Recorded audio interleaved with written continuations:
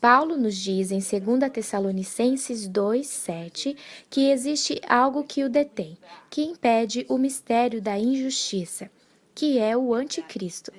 E isso que o detém deverá ser removido antes que o anticristo seja revelado. Mas o que é aquilo que o detém? Vamos dar uma olhada nisso.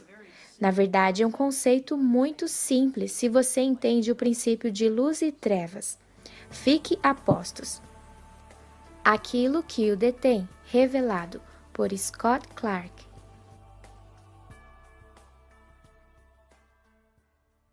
Alguém escreveu sobre isso que colocou no Facebook em uma versão simplificada, mas eu resolvi falar mais sobre isso porque eu sempre tenho mais referências para cruzar e colocar no contexto. E o que é para mim? Isso conta uma linda história. E eu estive trabalhando nisso hoje durante o dia todo. E de novo, eu quero ler para você. Então, aqui vamos nós. 2 Tessalonicenses 2:7 nos diz que porque já o mistério da injustiça opera, mas somente há um que agora o retém até que do meio seja tirado. Primeiro, vamos esclarecer o contexto desse capítulo. Paulo estava desesperadamente tentando esclarecer para essa igreja que o tempo cronológico e a separação desses dois eventos, o arrebatamento e o período de tribulação. Parece que a igreja primitiva estava sendo enganada por uma falsa carta, pois acreditavam que fora escrita por Paulo afirmando que eles perderam o arrebatamento e o dia do Yahvé, o período da tribulação, já estivesse perto. O retém até que do meio seja tirado.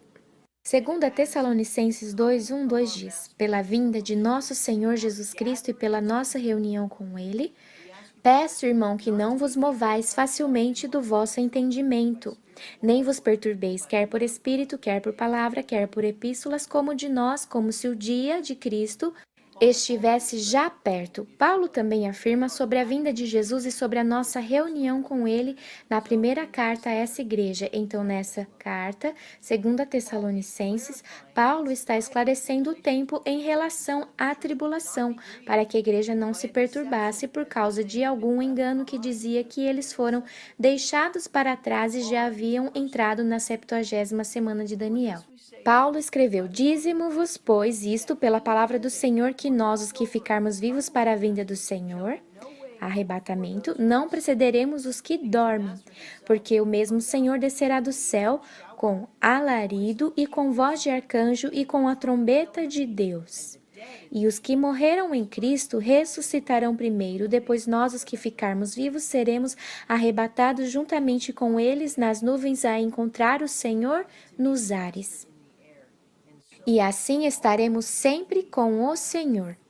Portanto, consolai-vos uns aos outros com estas palavras.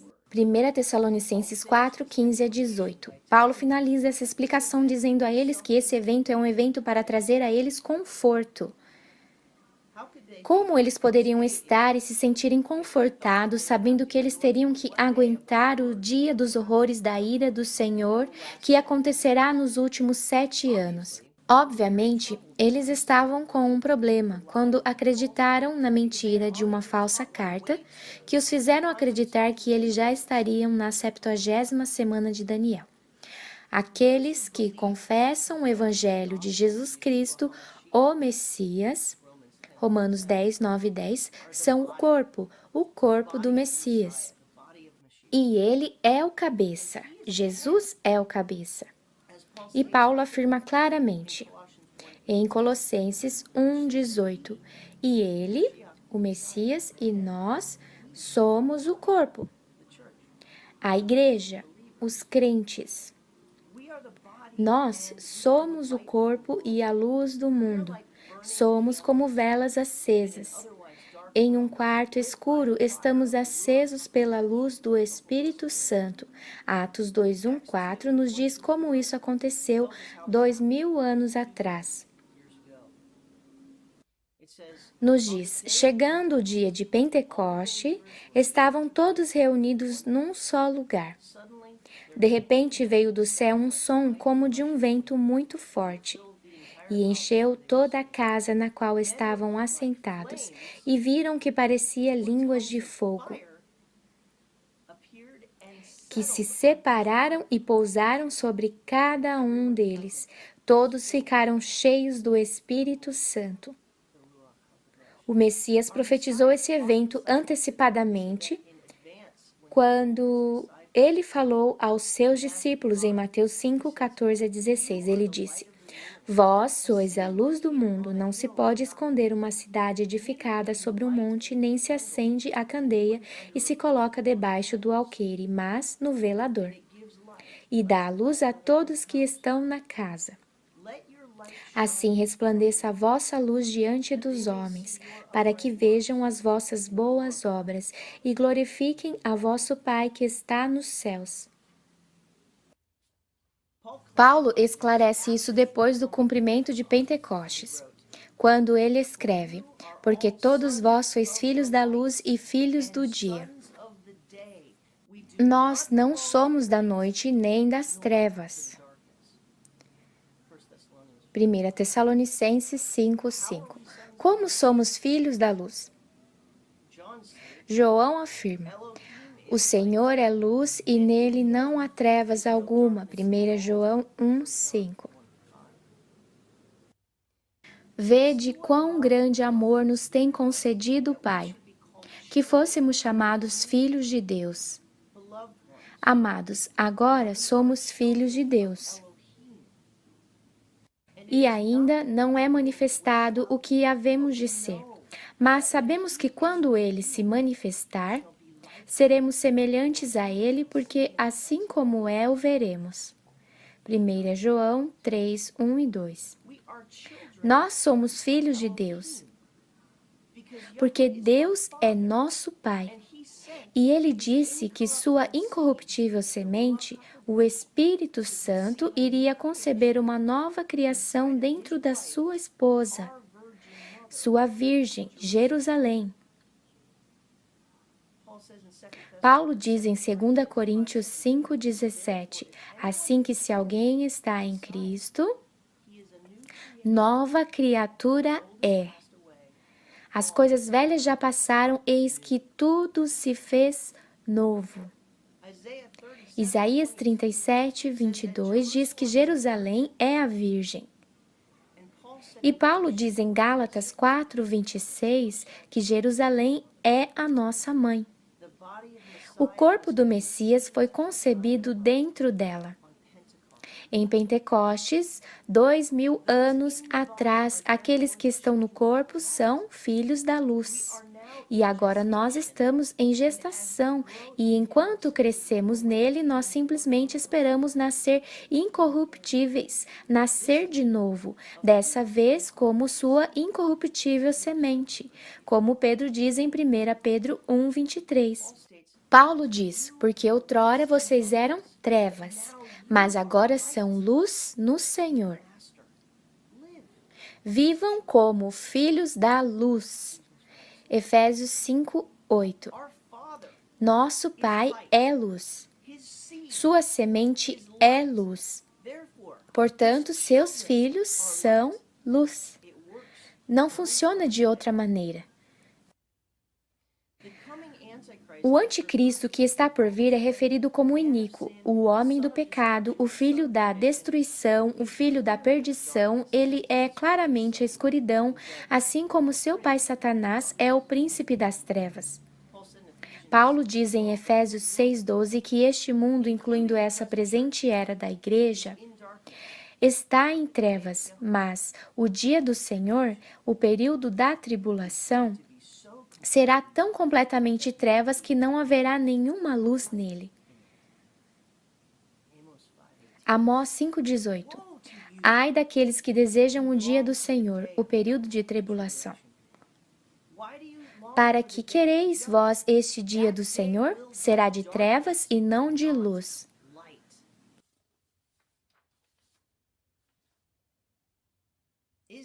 Não será, pois, o dia do Senhor trevas e não luz, e escuridão sem que haja resplendor? Amós 5:20. Sofonias 1:15. Aquele dia será um dia de indignação, dia de tribulação e de angústia, dia de alvoroço e de assolação, dia de trevas, dia de nuvens e de densas trevas. Como um dia de escuridão pode ser descrito desse jeito? Se os filhos da luz estiverem presentes nele. Não pode ser. Amós e Sofonias dizem que não há luz. Nesse período de tempo, nenhuma luz, nenhuma. A luz de uma vela em um quarto escuro sempre empurra para trás, restringe a escuridão na área que a vela está colocada, até o momento que a luz da vela é removida. A total escuridão é simplesmente a completa ausência de luz. Essa é a literal definição. A escuridão não existe quando a luz está presente. Ela só existe quando a luz é removida. A noite é um tempo de escuridão e só existe na Terra porque o Sol foi removido da nossa vista no ciclo do dia. No céu, isso não é o caso. Em Apocalipse 22:5, João escreveu sobre o que o corpo do Messias, a igreja, irá experimentar no céu. Ele disse: "E ali não haverá mais noite. E eles, somos nós, não necessitarão de lâmpada nem de luz do sol, porque o Senhor Deus os ilumina, a nós. E eles, nós, reinaremos para todo o sempre." Explicando a Nova Jerusalém, ele afirma em Apocalipse 21:23, assim: "E a cidade, a Nova Jerusalém, não necessita de sol nem de lua, para que nela resplandeçam, porque a glória de Deus a tem iluminado. E o Cordeiro é a sua lâmpada." Com esse entendimento, vamos voltar ao topo do nosso verso novamente. Porque já o mistério da injustiça opera. Somente há um que agora o retém, até que do meio seja tirado. 2 Tessalonicenses 2:7. O mistério da injustiça claramente se refere ao espírito do anticristo. Paulo diz que aquele que detém o anticristo para que o mundo o veja, ele somente será permitido se revelar ao mundo quando aquele que o detém for retirado do caminho. Então, quem é esse aquele? Alguém está aqui na Terra com o poder de impedir o poder do anticristo, para que ele comece o seu governo terreno de poder. Alguns especulam que é o arcanjo Miguel, mas ele não está na Terra para que seja retirado da Terra. Miguel é um guerreiro. Ele tem um exército nos céus. Miguel tem um dever nos céus porque tem um adversário com poder nos céus.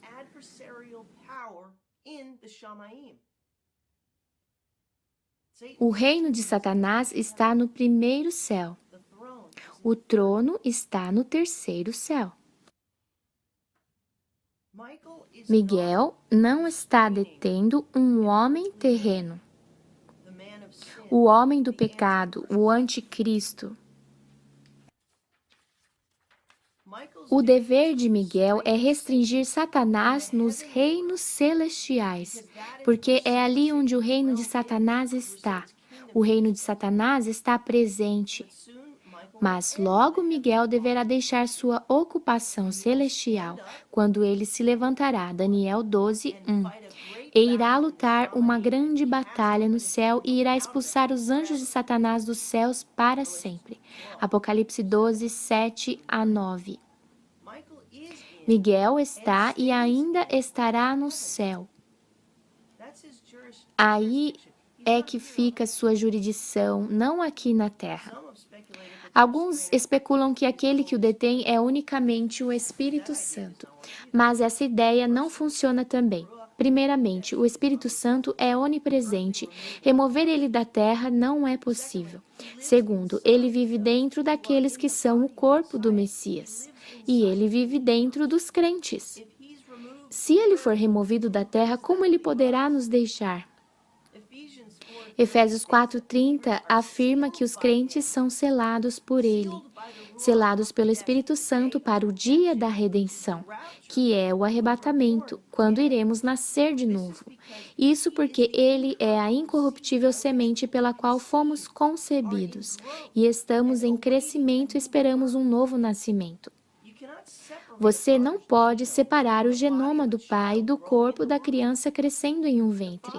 A semente do pai é para sempre parte da criança, isso não pode ser removido. Então, o que ou quem poderá ser removido? A resposta é óbvia. É a criança que será removida da mãe no tempo do nascimento, com o genoma para sempre intacto. A semente do nosso Pai Celestial é luz que nos torna luz, que é a luz que detém a escuridão. Quando o filho do Pai nasce, ele é removido da mãe. É isso que é o nascimento. Então vamos revisar Apocalipse 12:5 novamente.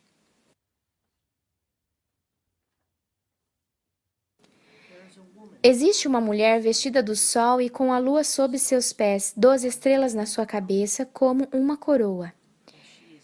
E ela está como em dores de parto para dar à luz um filho varão que irá governar com cetro de ferro. Como se explica tudo isso? A mulher representa Israel porque as 12 estrelas na sua cabeça representam as 12 tribos de Israel. Ela está sendo representada. É Israel, assim como o presidente Donald Trump e sua bandeira americana. Ele está representando, e essa mulher representa Israel.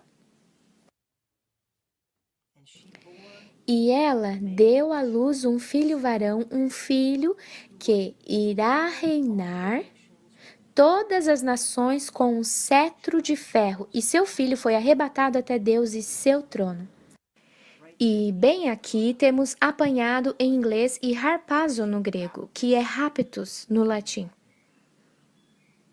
Esse é o arrebatamento bem aqui, um nascimento e o arrebatamento até a sala do trono. Por isso encontramos nós mesmos em Apocalipse 4:1. Essa é a profecia do nascimento do corpo do Messias, a igreja.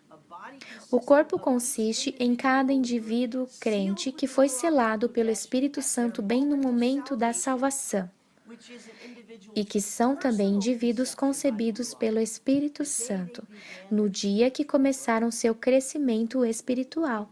Em Atos capítulo 2, em Pentecostes, 2000 anos atrás, foi a concepção corporal do corpo do Messias. Então, existe um lugar individualmente para cada um entrar. E quando um indivíduo recebe salvação pela fé no Evangelho e pela confissão que Jesus é o Messias como o Senhor, como Messias, então essa pessoa é concebida individualmente e pessoalmente pela mesma semente incorruptível, o Espírito Santo. Então, ela começa o seu crescimento, a gestação, e isso seguindo por essa corporal linha do tempo de 2000 anos atrás, mesmo com pessoas sendo salvas individualmente. Em diferentes épocas, existe uma concepção individual pelo Espírito Santo e salvação, e no fim, todo mundo ao mesmo tempo nascerá de novo corporalmente. É isso que Apocalipse 12:5 diz. É uma profecia futura desse nascimento. Você nascerá em um corpo incorruptível. Mas você teve que nascer de uma semente incorruptível também. Pedro disse isso em 1 Pedro. Esse belo verso claramente explica o momento que o corpo nasce da mulher. Os indivíduos de dentro do corpo, cada um nasce em corpos incorruptíveis, nasceremos de novo, mudamos de corruptíveis para incorruptíveis corpos. E imediatamente seremos arrebatados para o trono no céu. Quando a criança for removida da mãe, seu filho é retirado dela, direto para o céu. Se lembre, a mãe do corpo do Messias, o corpo de Cristo, o corpo do Messias, a igreja, a mãe é Jerusalém, na qual fomos concebidos em Pentecostes. Essa Jerusalém é a terrena Jerusalém, na qual o corpo estava crescendo aqui na terra, e então o corpo será removido e levado até o céu bem no nascimento. Isso é o arrebatamento. Esse é o momento onde os filhos da luz por toda a terra, que detêm a escuridão, que detêm o anticristo, são removidos da terra, sendo retirados do caminho para que a escuridão prevaleça. Nosso verso tópico, que é 2 Tessalonicenses 2,7, é, na verdade, a repetição esclarecida do que Paulo escreveu versos antes, no 3º verso do capítulo. Bem acima, só que ele disse de maneira diferente, então o nosso verso tópico é uma repetição dele. 2 Tessalonicenses 2:3 diz: Ninguém de maneira alguma vos engane. Lembra que eles estavam sendo enganados? Eles estavam. Ninguém de maneira alguma vos engane, porque aquele dia não virá. O dia do Senhor, o período de tribulação, porque aquele dia não virá, sem que antes venha a apostasia e se manifeste o homem do pecado, filho da perdição. A apostasia é a partida. Não deixe que a má tradução dessa palavra apostasia, essa é a palavra para apostasia. Algumas traduções dizem rebelião, apostasia. E algumas pessoas entendem isso como se afastar da fé. Isso não está no contexto. O contexto é o arrebatamento. Estou te mostrando desde o início disso. Esse é o contexto, não fé. Arrebatamento. Não deixe que essa má tradução do grego, apostasia, vista como abandonar a fé, engane você. As primeiras 7 traduções da Bíblia de apostasia nesse verso apropriadamente aplica a palavra como a partida ou o partindo. O a é definitivamente um artigo de importância. O papel, o chapéu, o moletom, o caminhão. É um artigo de definição, não alguma coisa como abandonar a fé, é algo definitivo. Isso é específico para um momento singular aqui. Isso é o arrebatamento do corpo de Cristo antes do anticristo ser revelado. Isso é um arrebatamento pré-tribulação. A conclusão clara é que o arrebatamento é ambos, o nascimento e a remoção dos filhos da luz da face da terra. É a única maneira para que a escuridão possa vencer sobre esse mundo. É o corpo do Messias, a igreja que detém a escuridão do anticristo, porque nós somos velas, brilhando e iluminando neste mundo. Quando você deixa o quarto e desliga o interruptor de luz, o que imediatamente toma conta desse quarto? Escuridão. Não funciona de outra forma, isso é simples. 2 Tessalonicenses 2:6, para fechar. E agora vós sabeis o que o detém, para que a seu próprio tempo seja manifestado. Aquele que o detém é o corpo, os filhos da luz. Obrigado por assistir. Shalom.